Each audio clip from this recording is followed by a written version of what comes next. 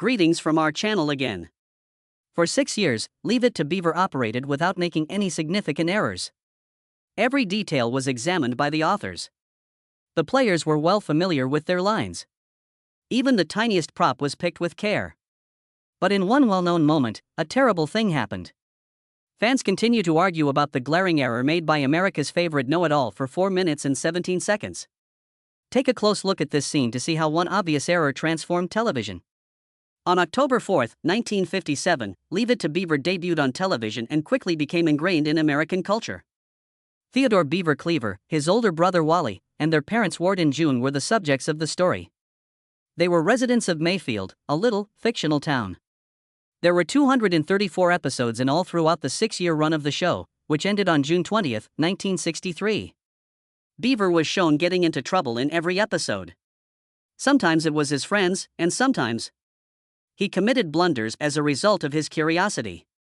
These issues could be minor, like failing to do his schoolwork, or bizarre, like becoming trapped in a gigantic soup bowl on a billboard. Beaver's father, Ward, would eventually speak with him and teach him a valuable lesson. The show stood out because it prioritized the perspectives of the children over that of the parents. Back then, the majority of family shows focused on the opinions and feelings of the adults. This helped people relate to Leave It to Beaver and made it unique. Despite portraying a perfect picture of family life, the Cleaver family felt authentic. The sitcom came to represent the ideal American family: 2 decent children, a hard-working father, and a stay-at-home mother. It had a long-lasting effect on how people saw family. Phrases like "Gee, Wally," and "Ward, I'm worried about the beaver" gained a lot of popularity over time. Bloopers, or set errors, seem unexpected for a production that looks so flawless.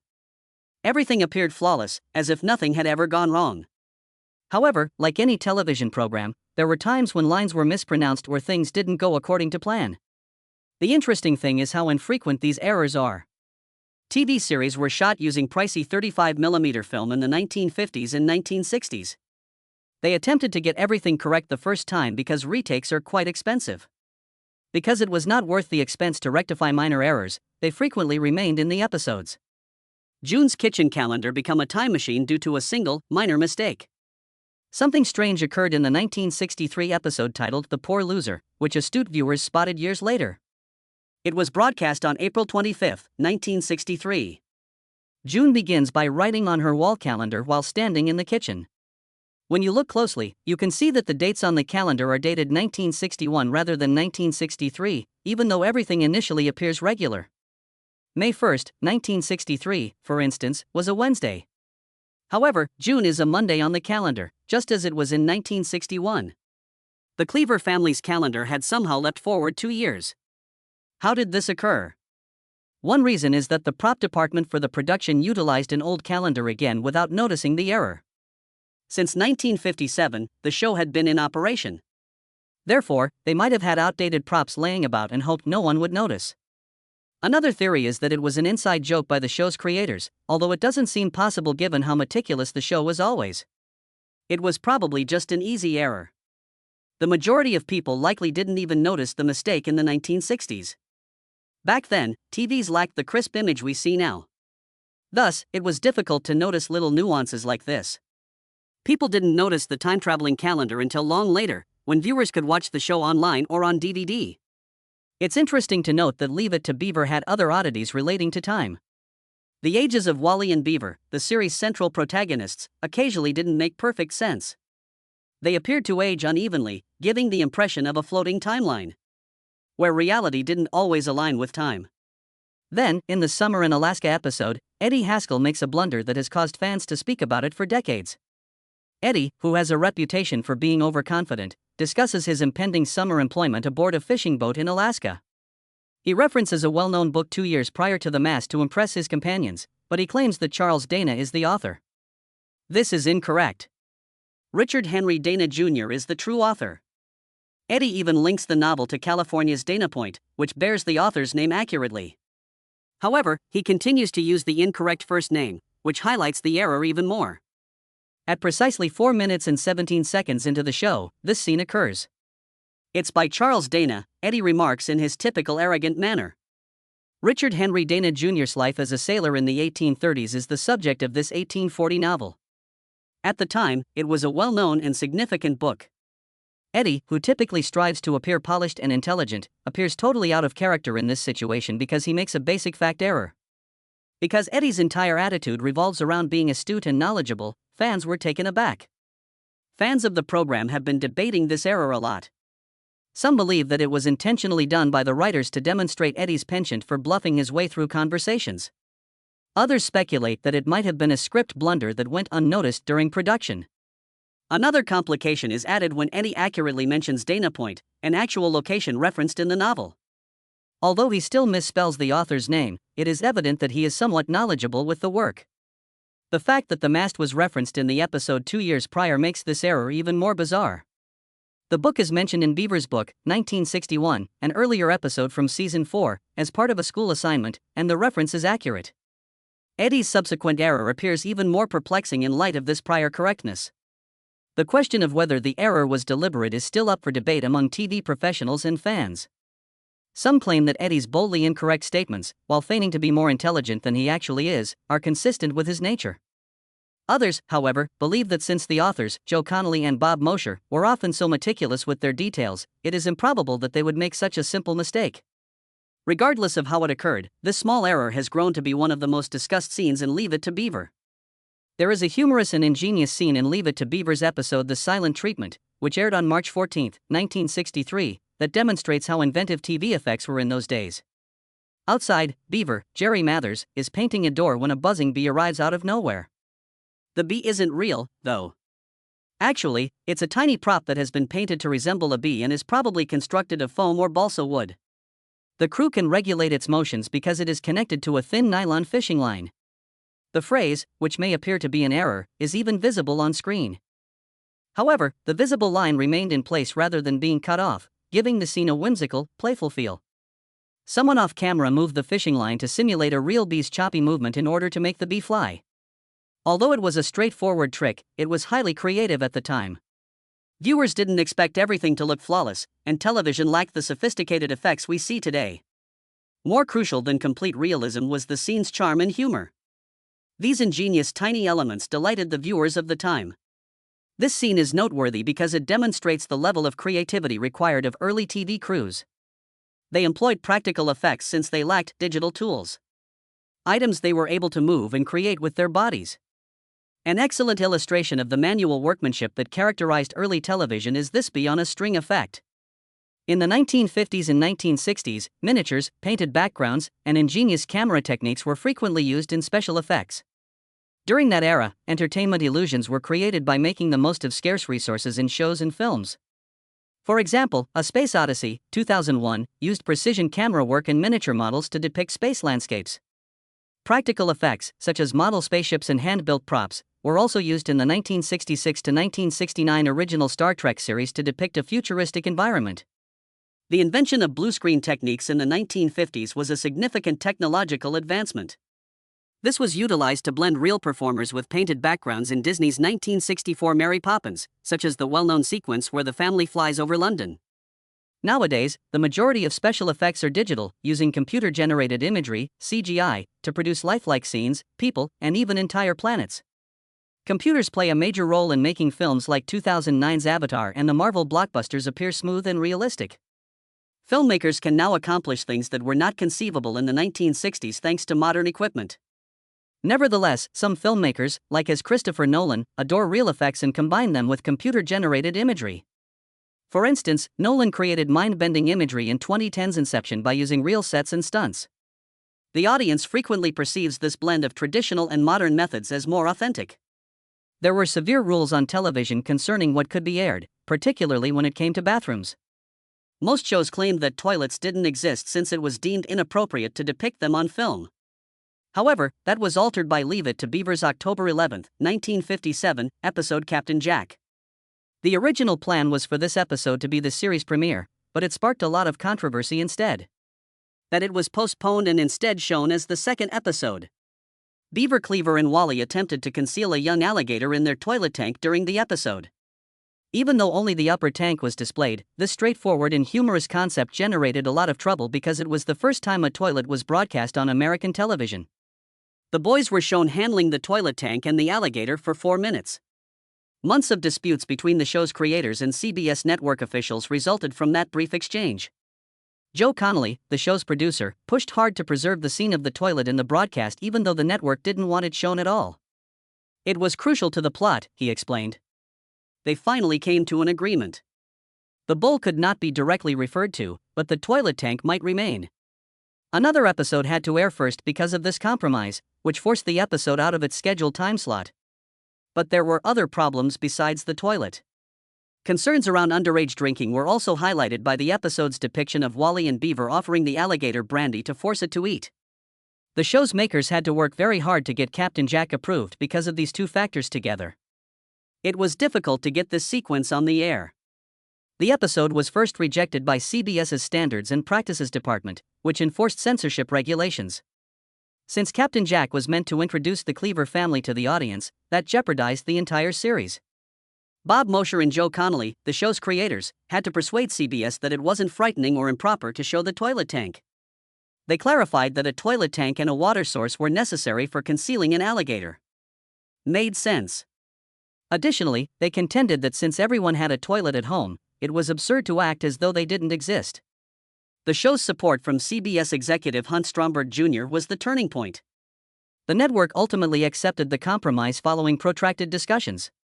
No one could discuss the toilet tank directly, and it could only be seen from certain perspectives. To adhere to these guidelines, the filmmakers had to employ deft speech and camera techniques. For years, television was impacted by this 4-minute sequence that changed history. It made it possible for subsequent television programs to more accurately portray actual life. Only in 1971 did the entire family broadcast the sound of a toilet flushing, marking another significant toilet event on television. Leave It to Beaver altered the perception of what was appropriate on screen by initiating this transformation. Beaver felt excluded in the December 27, 1962, episode The Party Spoiler when he was not invited to his bigger brother Wally's party. Beaver devised a cunning scheme to sabotage the party's music rather than just sitting around feeling sad. He constructed a small gadget known as an interrupter and connected it to the record player. The music would abruptly cease and resume due to the interrupter, disrupting the dancing and confusing everyone. The music kept cutting out when the prank began, leaving Wally's companions very perplexed. The entire party descended into chaos, and they had no idea what was going on. Seeing the characters' reactions as everything came apart was amusing. This is where the story becomes a bit ridiculous, even though Beaver's prank seemed very ingenious. Record players did not operate in the same manner as they do today. They were unable to start and stop at will. When turned on, models such as the Gerard RC88 or BSR UA14 required a few seconds to warm up. The music wouldn't have resumed as usual if this had actually occurred. It would have sounded strange and slow instead, as if the record was winding up before it started playing at the proper tempo. That would have added even more humor to the trick, but... However, the show disregarded this in order to maintain clear and concise timing. Such a creative shortcut was not unusual in those kinds of programs. In order to improve the story's flow, they frequently deviated from the norm. In this instance, even if Beaver's prank wasn't exactly correct, it made it more understandable and entertaining for the audience. Fans adored this show in spite of the minor technical glitch. It was one of Beaver's most brilliant pranks. Pop culture has made references to it and even made fun of it over the years. According to a 2018 fan survey, The Party Spoiler was the 8th most watched Leave It to Beaver episode. With 68% of fans citing the record player prank as their favorite moment, the majority of viewers concurred that it was the episode's high point. In Leave It to Beaver, Barbara Billingsley portrayed June Cleaver, the ideal TV mother. The program became a significant part of television history and ran from 1957 to 1963. However, her position has a humorous and unexpected backstory. Her on-screen sons, Jerry Mathers and Tony Dow, began to grow taller quite quickly as the show progressed. By the third season, he had grown from 5 feet 2 inches at the age of 12 to 5 feet 8 inches. By the end of the concert, Jerry, who was playing Beaver, had grown from 4 feet 3 inches to 5 feet 4 inches. Beside them, Barbara, who was 5 feet 5 inches, began to appear shorter. Additionally, this did not align with the ideal of a conventional family, in which the mother should be taller than her children. Barbara started wearing high heels on set to address this. The heels were little at first, but they expanded with her sons. By the last season, she seemed 5 feet 8 inches tall because to her 3-inch heels. It was more than just fashion. This was done to maintain the family's appearance as the program intended, with a strong, well-groomed mother as the head of the household. Her personality was shaped by the heels, similar to her pearl necklace. However, it was difficult to wear those heels every day. Barbara had to exercise additional caution when stepping around the immaculate, gleaming flooring of the Cleaver home set. She once had a humorous incident where her heel became stuck on a loose floorboard while recording an episode. She nearly fell onto a prop-filled table, but fortunately, the crew managed to catch her in time. It made everyone laugh. However, it demonstrated how difficult it was to maintain appearances. Barbara continued to wear heels after the show ended.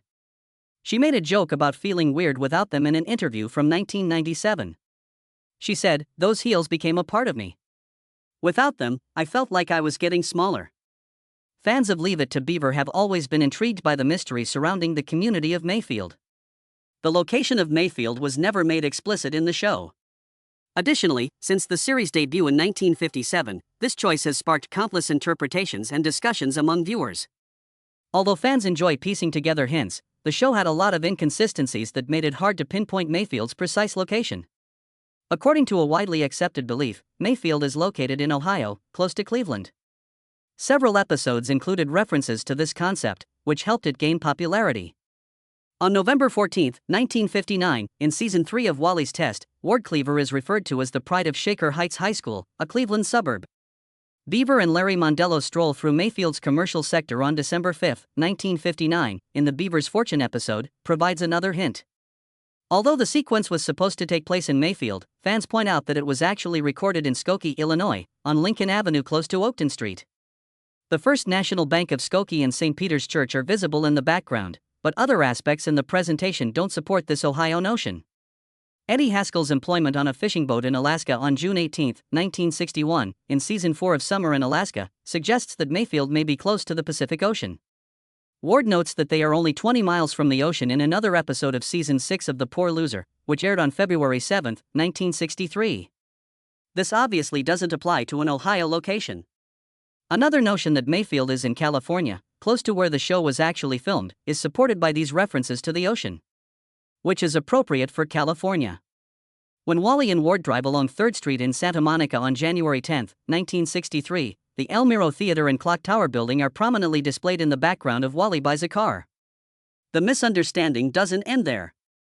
Additionally, the show addressed places like Wisconsin and Illinois that evoke the Midwest. One of the episodes mentions Crystal Falls. It is a genuine town on the Upper Peninsula of Michigan. Additionally, the phrase living near water appears frequently, depending on how viewers understand it. This could allude to either the ocean or the Great Lakes. The 1997 film Leave It to Beaver adds a twist of its own to make matters even more complicated. The address of the Cleaver family was displayed as 211 Pine Street, Mayfield, Ohio, on a check prop in the movie. Although this appears to support the Ohio idea, many fans do not view it as official because it was not included in the original series.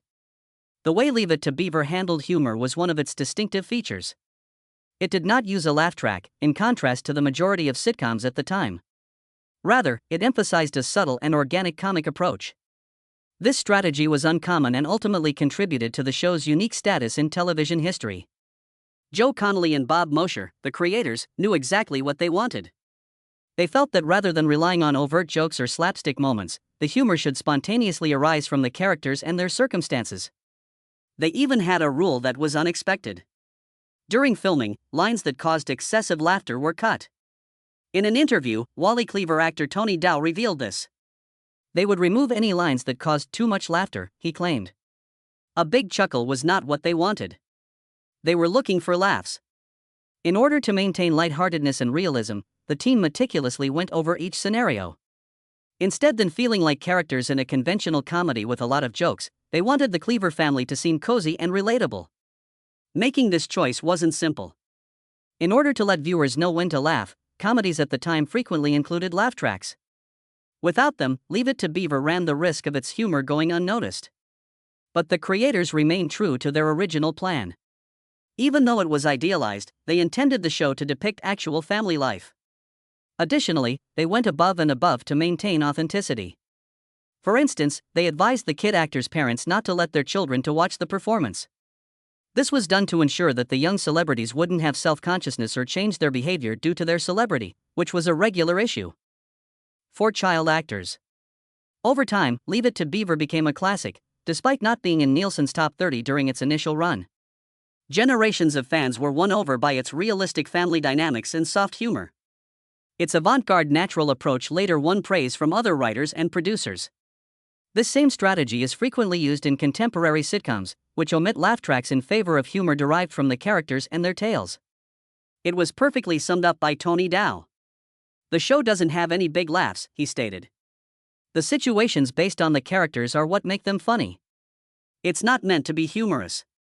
Many later series borrowed this subtle situational humor, demonstrating Leave It to Beaver's progressive nature. The last episode of Leave It to Beaver, Family Scrapbook, broadcast on June 20, 1963. This was the conclusion of a 234-episode six-season trip. Because it was the first time a primetime American sitcom concluded with a scheduled ending, it was a historic milestone in TV history. Prior to this, the majority of episodes abruptly ended without providing a satisfying conclusion for the characters or the plot. Beaver, played by Jerry Mathers, was the primary cause of the show's cancellation. He wanted to lead a typical adolescent life at the age of 15, as he was about to enter high school.